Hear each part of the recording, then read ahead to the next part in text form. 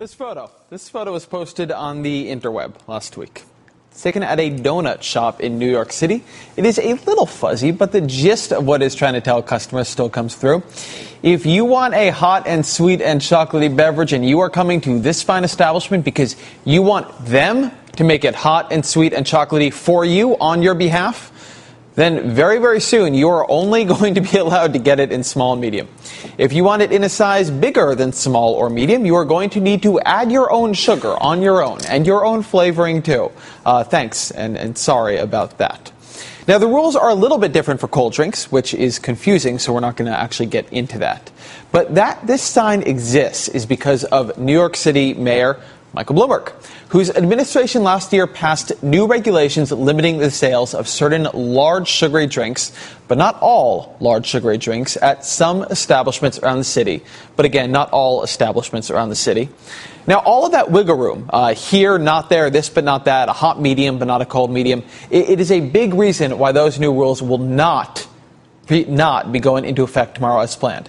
A state Supreme Court judge this afternoon blocking Mayor Bloomberg's limits on how big a New Yorker's sugary drink can be. He called the rule arbitrary and capricious. It applies to some but not all food establishments in the city, he said, and enforcing it, the judge wrote, would make the city's Board of Health, quote, an administrative leviathan.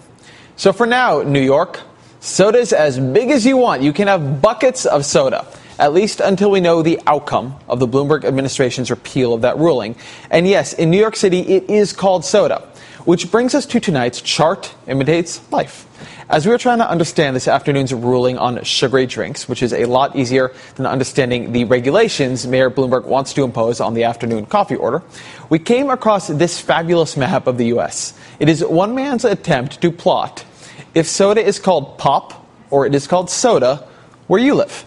Now, I can say soda right now because right now I am in New York City and all the Northeast. It is pure aquamarine soda country. I also grew up in California, which is fairly solid soda country. But if I'd grown up in the Midwest, what looks like anywhere from Ohio and Michigan all the way to Washington State, really, I might be more of a pop person.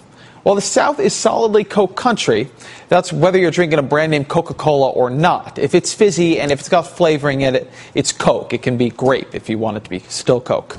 Now, I feel I should point out this map is not 100% scientific. It would not pass peer review. It asks people whether they are a pop, soda, Coke, or other person, and where they grew up, hometown, state, and zip code. You answer those questions, and you too will have helped fill out the survey. Now, the results, they seem right to us, anecdotally. Many of us took the time to fill out the survey this afternoon and play with the pretty colors on the map. So the chart imitates our life, life as we know it, especially here in New York City. That does it for us tonight. Rachel will be back tomorrow, but if you would like to see her tonight, she'll be on Jay Leno's show on The Tonight Show. Now it's time for the last word with Lawrence O'Donnell. Have a great night. Friends, Romans, countrymen, lend me your ears. We do not give up.